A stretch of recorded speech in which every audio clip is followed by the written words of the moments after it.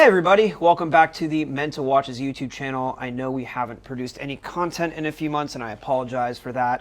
Unfortunately, I'm not a celebrity watch dealer like Roman Scharf, so I don't have a team of people working around the clock for my content. And I've been a little lazy, to be honest with you. This video I wanted to make, though, I just got back from the Geneva auctions in November. First time there in 2 years because of COVID. If anybody has the opportunity to attend the Geneva auctions in May and in November, I highly recommend you doing it if you have the opportunity. It's a really fun time to see other collectors, see other dealers, see other enthusiasts, see hundreds and hundreds of watches in your hand. You get to inspect them all during the previews and then go to the auctions, which are fun to see how the market's doing and what the action's like. And boy, was there a lot of action. I'm joined today by a very special guest, my very, very dear friend, Mr. Sasha Davidoff of Roy and Sasha Davidoff, based out of Geneva. They are vintage watch dealers like myself, him and his brother, specializing in Omega, Rolex, Patek, a lot of the same stuff. And we've been very good friends for years. Probably have seen him on our Instagram live videos, which we started shooting during COVID. We were bored in lockdown, so we said, let's hop on Instagram Live and talk about the watch world. And we do that. Well, we used to do it every Friday, probably Thursdays every Fridays, Thursdays or Fridays. Now it's like every other week or so. Well, basically, we took what we were doing offline and just put it online. Yeah, we would have conversations. You the and I two talk of us. quite a bit. Yeah, we would talk on the phone about the market and something new that happened or a result in an auction. And we were doing it privately, so we figured we might as well bring it online so for everybody else to hear our kind of private discussion. And it really took off and it resonates with a lot of people. So if you have an opportunity, you want to go watch some of those old videos, go to his Instagram page at Davidoff Brothers, and we'll link below his Instagram and his website. And you can see all of our old videos and our old Instagram lives, which we used to do weekly, and now it's like bi-weekly or once a month. Been busy. They're really great, and we're going to start also recording them for YouTube. So in the same vein as our Instagram live videos, we're going to do a discussion today about the Geneva auctions, which were, to put it quite bluntly, absolutely, we can bleep that out, right? Yes. Really crazy. The results were really crazy. We're seeing a trend of strong results. We've seen it for quite some time right now, and it brings up talk of bubble and is this market going to crash, because we're seeing prices that are at an all-time high, nothing like anybody's ever seen before, and it's across the board. All brands, modern, vintage, independents, well-known brands, small brands, basically anything nice and collectible has been selling very strong. Just as a quick primer, for example, I'm used to going into these auctions, and I know Sasha is as well, going to the auctions and expecting to buy at least, let's say, anywhere from 10 to 15 pieces for inventory, sometimes more. For the past year and a half, it's maybe 1 or 2 pieces. This auction season, I completely struck out in 4 auctions: Antiquorum, Phillips, Sotheby's, Christie's. I didn't buy a single watch from auction. I don't think you did either, did you? Bought one. And dealers in the room as well. I spoke with a lot of my colleagues or our colleagues, and didn't seem like dealers were buying many watches. These were all the watches, and all these crazy results were, it seemed to be going to end collectors. Most of us were priced out. So yeah, and not by a little. So usually I get really frustrated if I'm bidding on a watch and I lose by like 1 increment. I'll be like, oh, like I should have gone stronger. I should have waited, and I could have, maybe I didn't get the right increment at the right time. But the 2 watches that you and I individually were really gonna chase down, we didn't lose by an inch. We lost by miles. By miles, yeah. Miles. And we'll get to those lots. So what we wanted to do in this video was just pull out 1 lot per auction that was a crazy result, kind of go through it, discuss it, give our take on it, and ideally we'd like to go through more, but then this video would be 3 hours long. And there were a lot of crazy results and a lot of surprising results. Some fair results. Some people got some buys at good prices, but I would say 90% of it was just absolute insanity. And it seems like the market is very, very healthy and strong right now.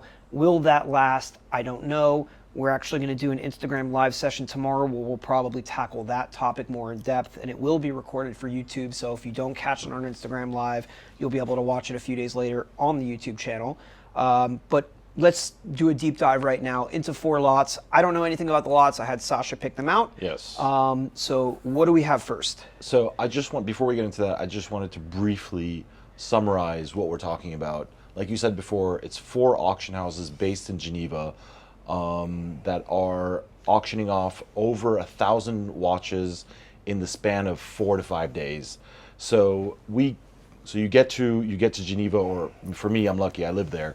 You arrive in Geneva and you have to hit the ground running, and you have to view all. I mean, not all, but like you have to go through all the catalogs. So sift through about like 1,200 different watches, then choose which ones you want to look at. Then you have to look at each watch. Take out a loop. Even ask a friend for advice, like, hey, what do you think about this? And it's a lot of work.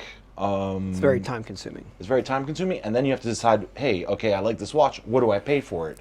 And guessing prices these days is not like it used to be, where we were pretty much within. You could pretty much guess like most watches what they were going to do 6-7 years ago. Today, it's like it's anybody's guess. And one of those results of the watch I was bidding on, we'll get to, and it's a funny story behind it. But yeah, I think I see on your screen the first watch we're going to be talking about, and this one is something everybody's been talking about since it happened, and no one understands why it happened, and it's something that came completely out of left field. Well, this is a lot that kind of pushed us to make this video. Right. So I've been asked. So okay, Phillips Auction House. I wouldn't say it's not the biggest result, because there were higher results than this one. It's actually the 6th highest result, which is crazy.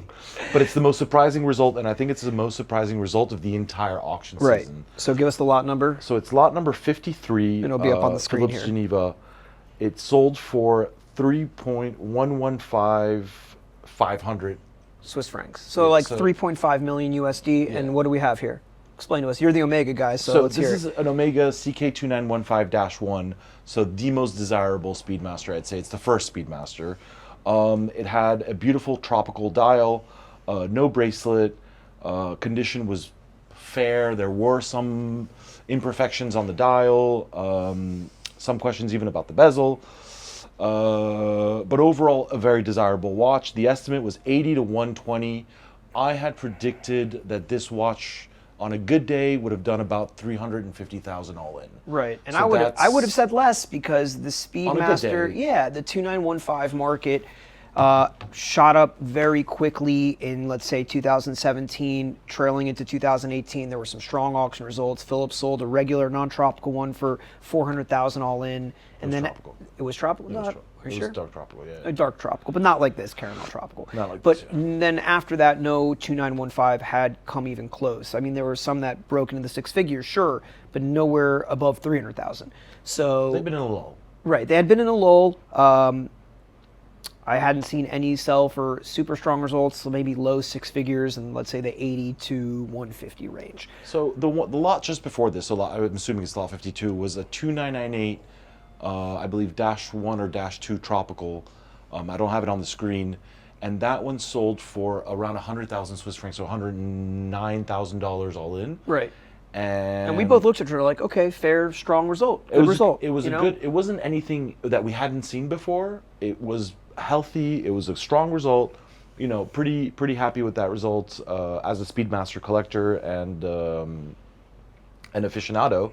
But it didn't really lead us to believe that the following lot, which I wasn't really even paying attention to be honest. Right. We were having a drink across the street. Right. When somebody walks up to me and they're like, "Hey, is this your watch?" and I'm like, "No," and they're like, "It's at $1 million," and I'm like, "What?"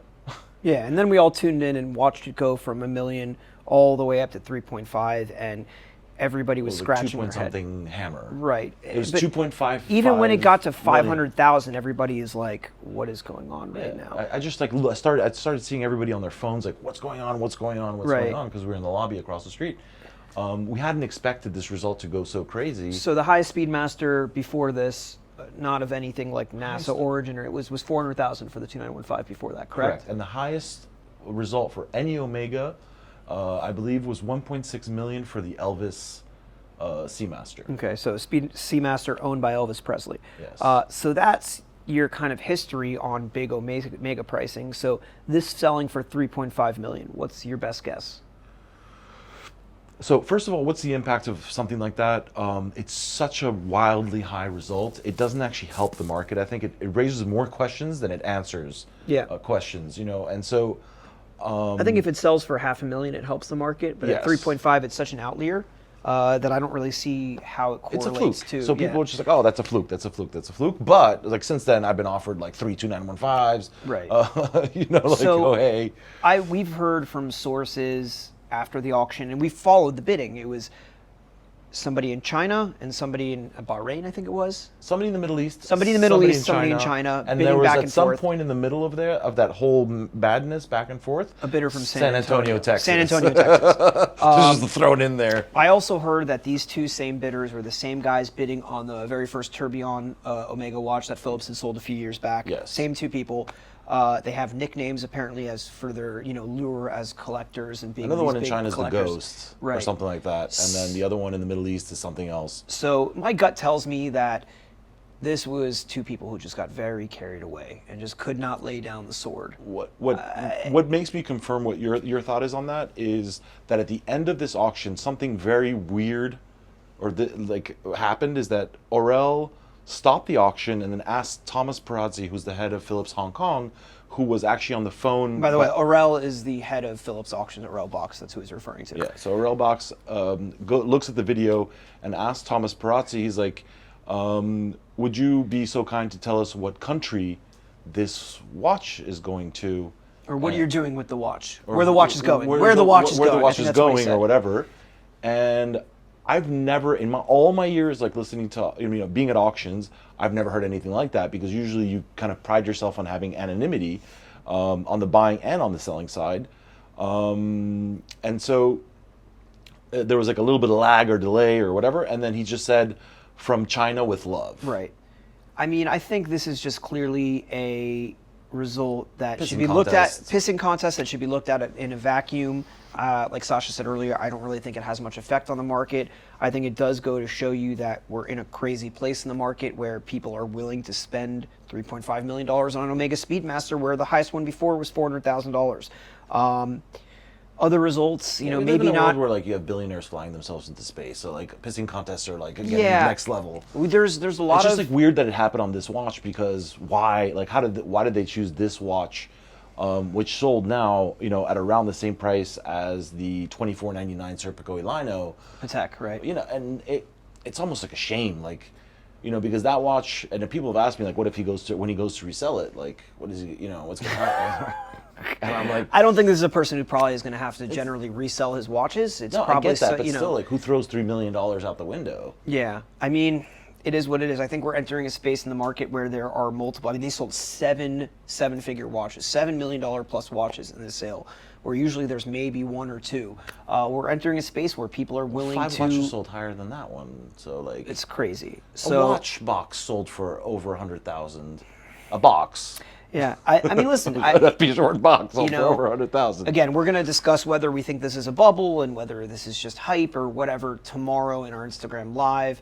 But I think we're entering a space now of uncharted territories of there being multiple seven-figure watches and multiple people willing to pay it. One thing I wanted to clarify though is that this watch did not belong to my brother or I, regretfully. So for everyone, There was a rumor that Roy Davidoff was the owner of this I watch. was guilty for spreading that rumor just to tease my brother. I'd like to confirm I for was the guilty record of perpetuating the lie. that we are not $3 million richer than we were. I would before hope the we'd be in like auctions. Turks and Caicos right now, like all expenses paid We by should you be guys. filming this, yes. Yeah, this would be filmed on a private beach, island on a somewhere. Okay, well, enough with a fluke $3.5 million Speedmaster. What do we have next? What auction house? What lot number? What do we got? Okay, so this is actually connecting Phillips and Christie's. They both had a deep sea challenge, Okay. which led to a lot of fuss on the internet Right. about Christie's one being like saying that it was something that it wasn't, and then Phillips one not actually being a test one, but like a commemorative. Sold commercial one, right? Yeah, it was like a decorative piece for the retailers, and like basically going back and forth. And so having two of these extremely rare deep sea. So the lot numbers were lot 33 at Christie's and lots 248 at Phillips. Yeah. They both sold under. They both hammered under the low estimates. Right. But both sold. I think they overestimated how much demand there was for these watches, but I think having two hurt both. I was just going to say that I think People just didn't know if there was a buyer for this. He'd be like kind of torn and. right. Yeah, I think it's a shame that the auction houses didn't collaborate at least a little bit more and have one in Geneva sale and then one from the other auction house in the New York sale or something like that, so that the bidders who didn't get a chance to buy the one in Geneva could then go for the one in New York. But yeah, having two in the same, like literally back to back, day after each other, I don't think did I think anybody both sellers any favors. were hurt by the fact that the auction houses don't communicate. I agree. So the Phillips one sold for 1.058 Swiss francs. And so it was let's say- estimated 1.2 to 2.4. Right. So let's say $1.2 million US, Yeah. more or less. And the Christie's one sold for how much? The Christie's one was estimated from 2 to 4 million, and it sold for It sold for basically $2 million. Right. $2 all million. in. Right. So I know that they were expecting more, Right. hoping for more. I know Right. that the sellers were both probably disappointed. But they both, I think Christie's and Phillips both knew that both having one was not good for theirs. I think it also, the watches are very historically important and very cool, but they're huge. Like, this is not a watch that's wearable at, Yes. at all. The other watches that sold for seven figures in any of the sales were all wearable watches that you could collect, you could store, have a piece of art, but also wear it to dinner, and impress your friends. This is a watch that literally is unwearable, except to maybe walk around the house. Of Roy taking a Right. taking a risk It's shot not. with It's one not. of them. It's not practical It looks goofy, whatsoever. though. It looks goofy. So while I think the auction houses were estimating more, and this seems like kind of a letdown compared to all the other results, and I implore all of you to go look through the results of all of these auction houses and look at the estimates and what things sold for, and if you understand the market for certain pieces, think to yourself what the real market is versus what they sold for. We're talking, for example, a ceramic Daytona that the retail market, let's say, is 35 to 40,000 US dollars, selling for $55,000. Like, just doesn't make any sense. You can go online and find it cheaper. This, I think, was simply a case of wrong place, wrong time of having both of them in the sale, and just kind of, it's something super cool, but not something very practical or wearable, and hence why I think the auction houses got it wrong for like the only things they got wrong, in terms of everything else they were low on, and auction houses do sometimes keep estimates low on big ticket items to draw up interest. If a watch is worth $500,000 and they put the starting bid at $500,000, no one's going to bid. But if they put it at $100,000 to $200,000, people think, oh, well, maybe I have a chance. It's cheap, $100,000 starting bid, and then of course it just hammers at $700. Doesn't matter. Okay, so then that's that. Let's jump over to Antiquorum now. Okay. You and I both had like a personal favorite that we were kind of like hopeful about. So mine came first. There was a 3971 with an opaline dial. I did the research on the watch. It was Patek Philippe. Perpetual calendar. 3971 perpetual chronograph. Lot in lot 146. We'll put it up on the screen for you. The last one sold for 180,000 all in. When was this? 3 years ago, I believe. Okay. 3-4 years ago. So, in the watch world, Pre-COVID. 3 years ago in this market is like a lifetime ago at this point. But 3971s have been pretty stable. Right. It's just like the 3970. 3970. I've been saying for Yeah. years now that the Patek Philippe, perpetual calendar chronograph reference 3970 in any metal Was has undervalued. been completely undervalued. Yeah. In yellow gold, you were I able agree. to get a perpetual calendar chronograph 37 millimeter case from Patek Philippe for under $100,000. Now, I don't think so. But we're talking even a few months ago. Less than a 6263. Yeah, I think that the fact that they were at that price level for 10 years was crazy, and they've been undervalued for so long, and I think they finally, if any watch deserved to increase in value, it's that one, and they're finally, getting their moment in the sun. Okay, so this is a pretty rare watch. So this is a rare one. It was one number away from the previous one.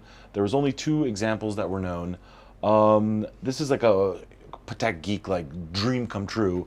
It was full set, excellent condition, and just like stunning. Like Right. the dial was born yellow and it kind of aged to the salmon color. It was really, really a beautiful watch. The estimate was 70 to 130,000. So I was hopeful that You would buy it around what the last one sold for. Hammer, so like 25% more. Okay. So I thought 180 Hammer might get it. I had 2 collectors that contacted me about it, and I said, listen, I'm going to try for it. You're also welcome to try for it. I don't think any of us have a chance, but I'm still hopeful. You seem pretty hopeful, though. You seem hopeful that you would get it. I knew that, I mean, I had checked around, and I knew that like a lot of people weren't bidding on the watch.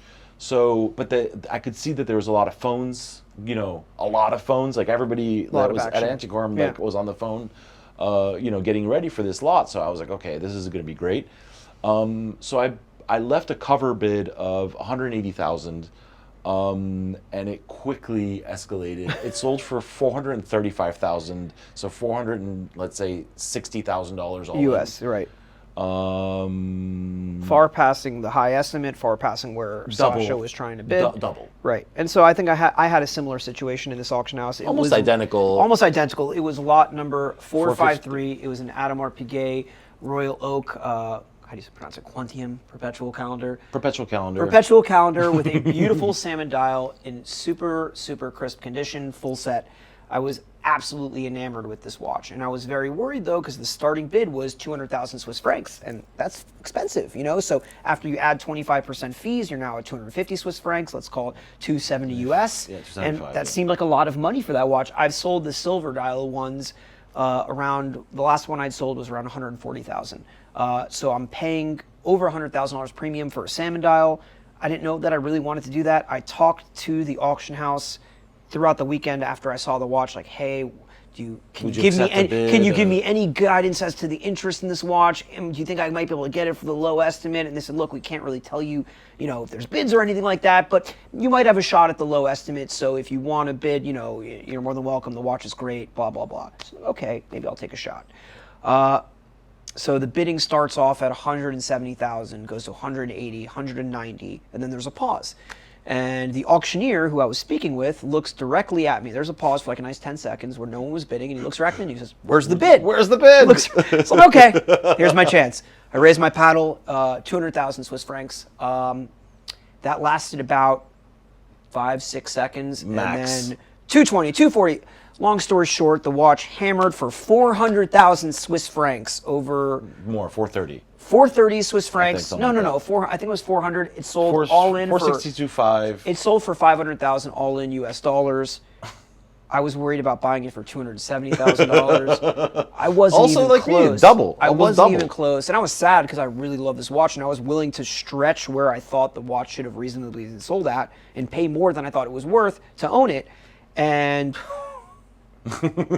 I mean, the AP market, we've talked about it before. You and I have talked about it in depth, is absolutely bonkers. Any Royal Oak, almost in any size, shape, or form, is on fire. They were underappreciated for years, especially these perpetual calendar Royal Oaks. Well, there's a lot of results that we could go over, but I thought those two really hit home because we were bidding on them. Right, and it just goes to show you that we got outbid, both of us, by both of those watches are incredibly rare. Not a lot of them known. I've only seen a couple other salmon. There's only, like you said, a couple other 3971s. So while the results are surprising, the trend of collectors buying unique pieces and really hard to find and really top condition examples is nothing new.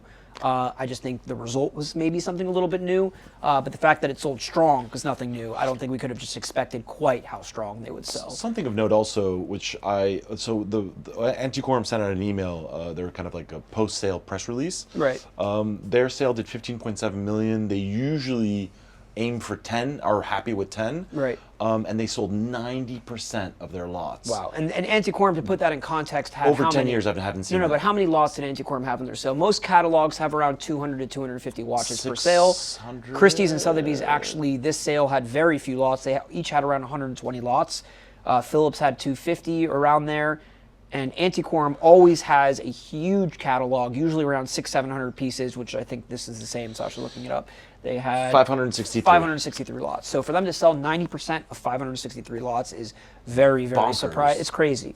It's absolutely crazy. Bonkers. Nothing passed. It's crazy. And all my experience and all my years of going to Antiquorum, unless it was like a thematic auction back in 2007 or 8, right, where they had like white glove sales 100% sold, I haven't seen that kind of like sell through ever. I think that like Christie's had a white glove sale. I think Phillips had a white glove sale. What's a white glove sale? It means that they sell 100% of lots. Wow. Roman Sharf. We'll call it And back. so, I mean, we knew auctions were going to be bullish. I mean, it started in Hong Kong. It started last Sotheby's. year, even, you know? Yeah, Where in we March. saw record prices for online sales throughout COVID and while everybody was in lockdown. Everybody's expecting but this prices season- to come down a little bit, and they didn't. They just kept going up. And now it's, you know, throughout COVID, it's been like this. And then in the past 6 months, it's been like this. So there's a great discussion to be had. You know, I think, again, tune in tomorrow to our IG Live or watch it later on YouTube to get the full in-depth discussion of that. Do I think it's a bubble? Not necessarily. We might be staring at the new normal. Yes. There's a lot of money that's been pumped in the economy, but there's also a lot of institutional money coming into watches. There's a lot of new players. There's a lot of interest. Just it's to touch become upon, global. Just to touch upon the bubble, I have spoken to quite a bit of people about this. I mean, obviously, I'm very concerned. Right. As you As know, a dealer. it's as a dealer. This is my whole. Well, you also know, as a collector, you have a lot of money tied up into your Yes. personal watches, you know? on both Personal sides. collection. And so the only thing that kind of made sense to me recently, where a collector friend of mine who's in finance explained to me that he's not worried at all about a bubble in the watch segment because there's no leverage. So people Makes buy sense. these things. It's not like the housing market. The issue when that came down in 2008, I believe. End of 2008, he was like, that was all mortgages that were unable to Right. be, you know, Banks giving out second and third like- loans that people yeah, couldn't afford. subprime. It. Right. Basically, Right. people couldn't afford to pay for these things. Right. He's like, in the watch world, if you don't pay within 10 days at auction, they like start harassing you. Right. You can't. You generally can't finance a watch. I know there are companies out there who allow financing now. For the vast but majority, it's paid for. When you're buying a $500,000 watch at auction, you're bank wiring in full. They're not taking terms. So these things are owned. Like the actual money that was put into that whole auction, those 15 million, were actually paid. Right. It And how much was did Phillips do? 75 million? $75 million From 250 lots. for one auction. They had like, I'm mind blown. Okay, well, we're running very late on this video, I feel like. Sorry, We're yeah. rambling. No, it's okay. Let's do the last one, which was Sotheby's. What lot did you pick? I didn't because I picked extra lots from the other Okay, ones. well, we said 4 lots. Sure.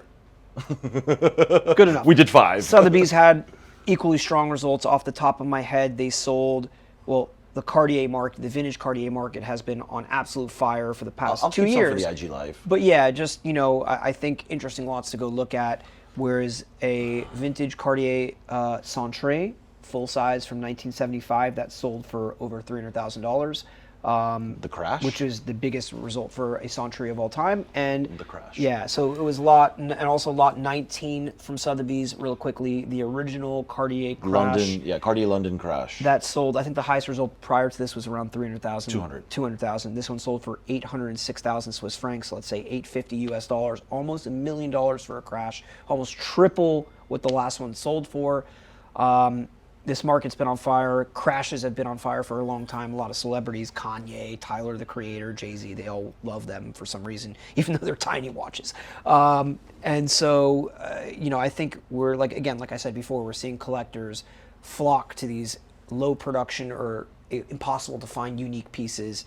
Like another one of these might not come up for sale for another 10 years, who knows, especially in the condition that it was in, and people are willing to pay that premium for it now.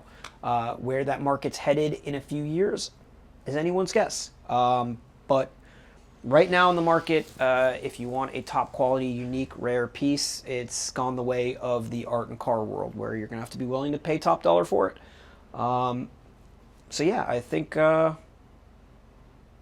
we'll see. We'll hash it out tomorrow. I I think we need to step up our game is what needs to happen, essentially, if we want to continue playing. yeah, you need to get a lot more money. It's like going back to Vegas and they raised the minimum bids like from like 10 to 100. Yeah. Is what like, and then you're like, oh, I gotta, you know. Yeah.